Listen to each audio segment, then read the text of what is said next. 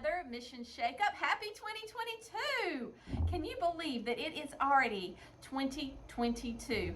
Technically, I'm filming this in December, but you're probably watching it in January, maybe the end of your December, and you're getting ready for your new year and your New Year's resolutions. And I hope that you will take full advantage of everything that is available to you through your Missions Mosaic and your leader guides this month. I am telling you, this mosaic is so packed this month. I want to first of all tell everyone thank you so much for everyone who gave to Red Boxes. We filled 2,500 boxes for female inmates across North Carolina. We went to 2 prisons, 1 step-down facility, a juvenile detention center, and a juvenile teen center. We did boxes for all of them, and we still had some supplies left over, which we took to a variety of wonderful ministries across North Carolina, including our Welcome Center. And jumping off from our Welcome Center idea, I want you to prayerfully consider what it might be like to arrive in the United States as a refugee. Think about all of those Afghan refugees that you saw on television that were fleeing for their lives, and how just distraught they must have been to come with literally just the clothes on their backs for the most part. Now, I want you to think about that, and then think about going through that as a mother of an infant. One of the greatest needs that they have at the Welcome Centers right now is diapers. I know I've asked you for diapers before, but I'm going to put that call out there again, because these babies are literally showing up at these Welcome Centers with nothing to cover their bottoms. It creates quite a mess, as you can imagine. And so we ask that you would prayerfully consider those families, consider those babies, and consider it from the heart of a mom who think about if it was you and your baby in that place.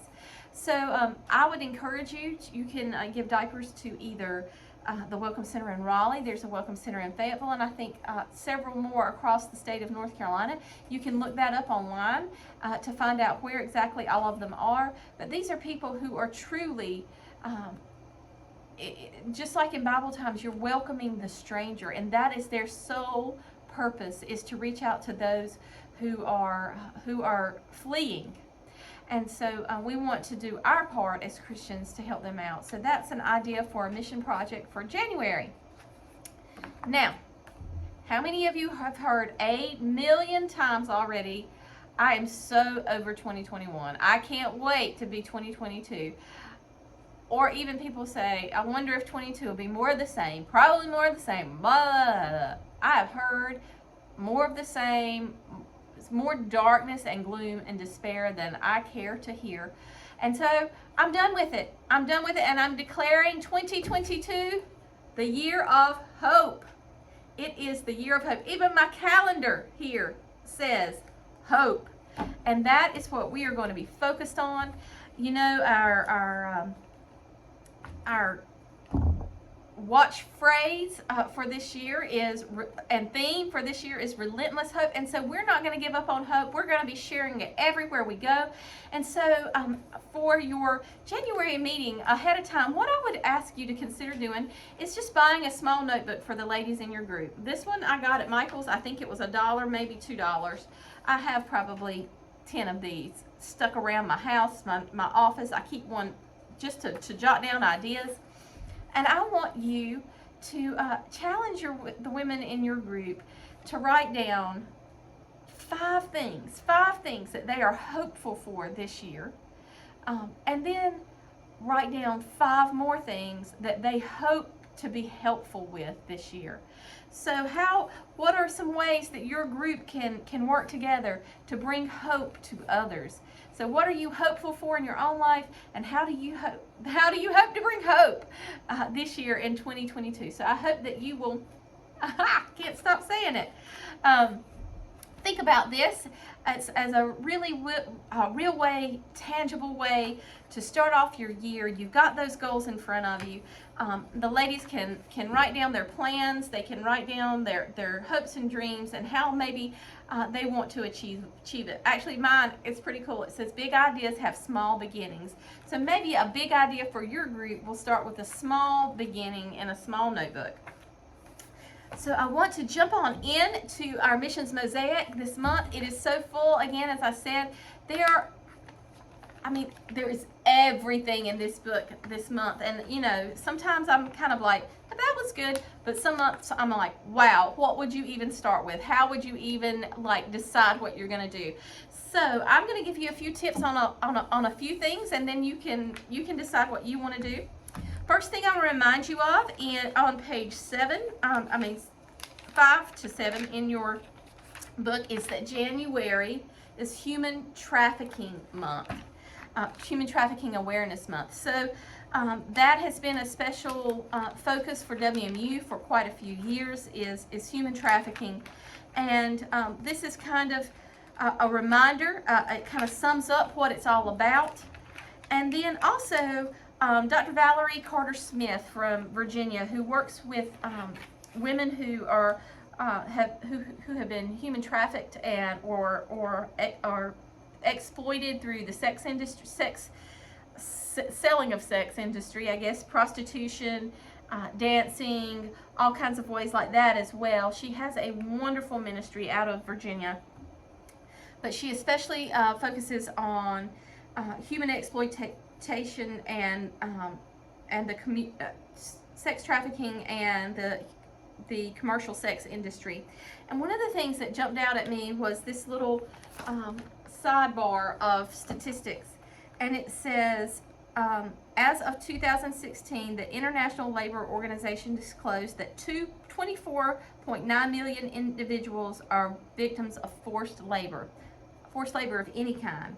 Then 16 million people are exploited in the private sector. And then 4.8 million persons are sexually exploited. And out of that 4.8 million, ladies, listen to this, 99% of those who have been sexually exploited are women. And if we are not for women and for bringing them hope through Jesus Christ, I don't know what else we are as WMU, bringing the message of Jesus and making these women can be our mission in some way this year. I know that we can all focus on that. So don't forget these women. So that's your very first article, a reminder, and let's do our best to remind our congregations of that. It's a hard thing to talk about. Even now I'm like getting flustered and skipping over my words and thoughts because it's an uncomfortable topic, but it is one that needs to be brought to light. So I encourage you to put that out there for January as well, that January is Human Trafficking Month, Human Trafficking Awareness Month. Okay, so the next thing that I want to talk to you about is a well of hope. This is about the Santiago family, and they are in Puerto Rico. And let's see, in 2020, just this past year before, now that you're technically in 2022, Miss Betty was asked to lead a WMU meeting at her church about Puerto Rico. And so she brought all of those things that we talk about, all the things to taste, touch, smell, and see to her group, and talked to them about Jorge and Rebecca Santiago and about the needs there. And just as a part of her meeting, she had her ladies to film a video for the Santiago family. So they filmed this video and they just sent it out there just by chance, that hoping that the Santiagos would see it and respond, and they did. And it's like with Miss Betty, and the ladies of that church, they almost became video pen pals. Well, video pals, I guess you would say. And they would write to each other and send videos to one another, and it became a really great correspondence that they had. And then there was a while that Miss Betty sent a message and didn't hear back for like 2 weeks. And she got really concerned about the Santiagos. Were they okay? Had something happened? And eventually, 2 weeks later, she heard that they were okay, that they had been without water. And they were trying to help their community find water. And so Miss Betty was kind of brainstorming ways that they could help with that. And Santiago said what they really needed in their community was a well. And he asked if perhaps they could partner with this. And so Miss Betty, who had never gone before her church council or anything like that before, decided that she would make that a goal for their group. And so she said, I thought maybe our little group of women could send him $100. But the bad news was that the quote estimated the cost at $18,700. And Miss Betty wanted to do more, and the ladies of that WMU wanted to do more. And so she proposed an offering to be taken through her association and through her church. Both approved those things, and in total they raised more than $20,000 in less than 3 months. Won't he do it, ladies? Yes, he will. So don't say my little group can't. Your little group can. You can do great things. And maybe this year for 2022, one of your goals could be to partner with a missionary. Maybe just be video pals. Maybe meet some of their very immediate needs. Maybe it could be a North American missionary. Maybe you could partner with the Snyder family in Napa, Idaho, and maybe go see them, help them with a vacation Bible school. You never know where God might lead you. And in fact, that's what Betty said. Her daddy used to say, if you are willing, God will make a way. And didn't he make a way for them? And don't think that this is too small. She doesn't have a huge WMU group. They have a small group of women, but they did big things because they felt and listened to the call of Jesus. All right, so the next thing that I want to talk to you about is definitely a reason for hope. And that is your article on page 16 called Making Disciples. And this is about Anders and Jessica Snyder in Nampa, Idaho. And they are church replanters. They had both been involved in campus ministry. They had been involved in the churches that they were at, and eventually felt the call to ministry, but weren't sure exactly where that was. And God called them to Denver first because they wanted to be a part of this group of churches, Calvary family of churches in Denver that was planting and replanting churches in Denver. But then God really laid on their hearts Nampa, Idaho. This church community came up as an option. It wasn't in Denver. They were going to have to move their whole family again. And I just want you to watch this video and see how they responded to God's call. All of this story coming together just had God written all over it. Nampa First Southern Baptist Church was planted in the 50s. Some faithful folks were here saying we want to have a gospel-centered presence here. So this neighborhood, kind of grew up around the church. And then the city grew beyond, and the church had to either adjust or not adjust to the changing environment around them. And so the folks that were left were the ones saying, how do you preach a resurrected Christ with a dying church? We heard about it, the plight of this church, and we packed it all up, me, my wife, my 4 kids, and headed for Idaho. Replanting takes the idea of church planting and puts it inside the housing of existing resources. We're planting not brand new in a brand new setting, but we're building upon the legacy of what was here. And so for us, preparing for a launch was a chance to kind of reintroduce ourselves to the community. We wanted to take full advantage of that. So it was flyers downtown, and it was mailers to the community, and it was getting out here to say this new church right here in this old context. And so, when we launched in February of 2017, Imagine a church that has been, 30, 35 people maybe on a Sunday, to have 130 people show up in your sanctuary. I mean, those of us who'd been here through that process are looking around like, where'd these people come from? So does it matter that this church is still here and hasn't been given up on? Yeah, it does, because the watching community now knows, yes, Jesus is alive, because he can even resurrect a church from the edge of really closing its doors. So that's what we've been able to do because of the Annie Armstrong Easter offering. It's a gospel story baked into the story of this church and in our lives.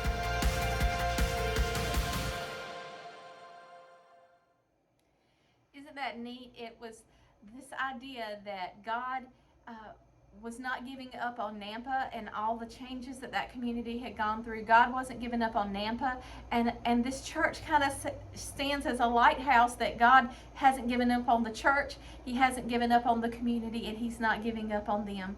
And so what a wonderful story of replanting in a community. And in your mosaic, it says, having seen things happen over long periods of time, I am emboldened to tell others to pray patiently yet passionately. God's not through with your church. God's not through with your WMU group. If you feel like you need a restart, maybe you need to replant your WMU group. Maybe you feel like you've, just like that church, that your numbers are small and you're wondering where everyone is.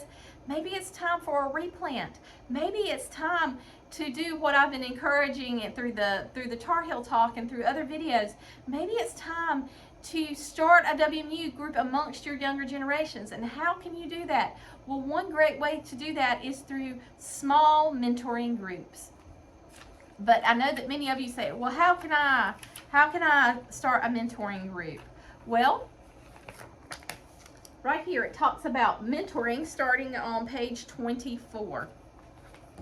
My encouragement is pick 4 young women that you can identify as a group. You can say, you can pick 4 or more, but pick 4 young women that you know are not in your group, but are active in church, or maybe not even plugged in a significant way. Maybe they were in ACT Teens, and then as they got older, they kind of lost their sense of place in the church. Give them a place by starting a group of 4 or more. A great way to do this is to host them in your home. Don't ask those 4 to come. If you've got a big WMU group of women who are all ages 40 and up, that can be very intimidating. Invite these ladies to your home. You and another lady from your group invite 4 women or more to your home and propose this idea of mentoring and missions to them.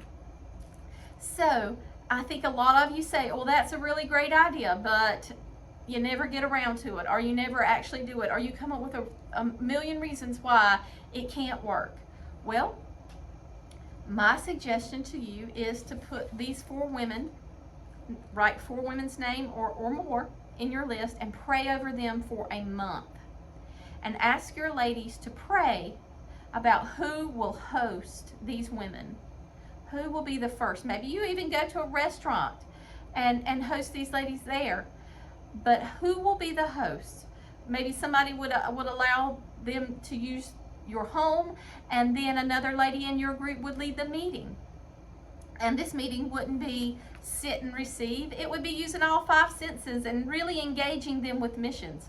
So ask your ladies to go home and pray about who will be the one to mentor, who will be the one to start that next small group, this next small missions group. Pray over it. And when they come back, tell them you want an answer, that you want to know who's going to do it and how are we going to do it, and make a plan. Write it down in your hopes book.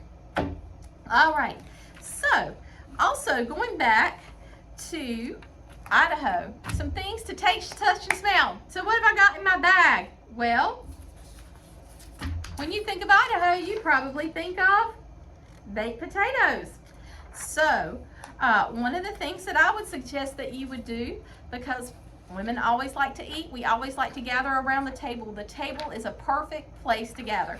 Have a potato bar. Look at that. Look how yummy that looks. Who is going to say no to a potato? So they've got all kinds of toppings: bacon, onions, mushrooms, tomatoes, black beans, cilantro, olives, jalapenos, sour cream and cheese. I mean, what a great start to a meeting. That would make me hopeful for 2022, is if I got to be fed from an awesome potato bar. Another thing to maybe try out. This is really cool. I want you to look at this. What does that look like? A baked potato? Well, actually, it's a trick. One of the most famous things in Idaho at their state fairs is the ice cream potato. So this is actually vanilla ice cream.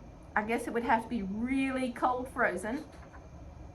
And they roll it in cocoa powder, and then they make an opening in it, and they put sour cream, not sour cream, see, it even looks like it, so I'm saying it.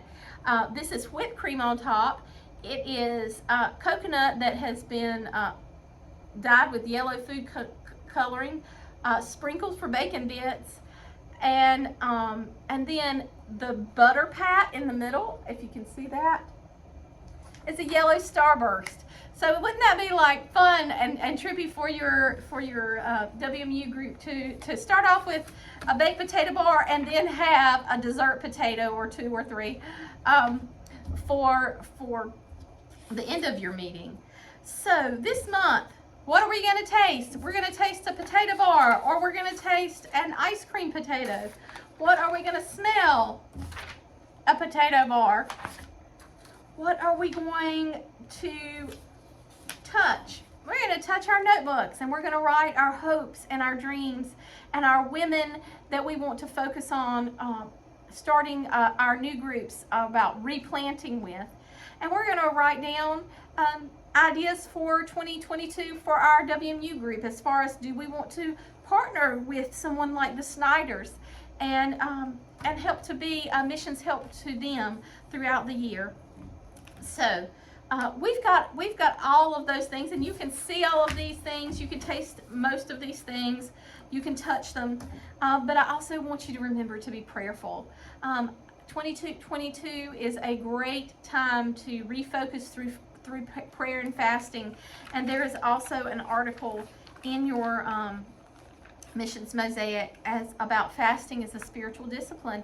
And so maybe as your ladies pray and consider if they're going to be a mentor, if they're going to be a host of a small group, maybe suggest fasting about it. Maybe that's the challenge for your month for your ladies, is pray and fast about this, and we'll see what God is telling us. So that is what I have for you this month. Don't forget to pray for your missionaries and check out all of these other wonderful things that are in your book. I've got so many tabs. There's so many things that I would like to try with my group, and I know that you're going to have a great time. I'm going to also post the Anders video. Not Anders, well, he is Anders. The Snyders video from the North American Mission Board. They were one of the focus missionaries for 2020. And so they have a video that I'm going to post because WMU National has not released their videos yet for January. So go ahead and check out what they're doing. It is such a heartfelt video, and I know that you're going to enjoy it. So, diapers, dreams, and Idaho. Okay? So I hope that you have enjoyed it, and I will see you back in February. Have a great January. Happy 2022!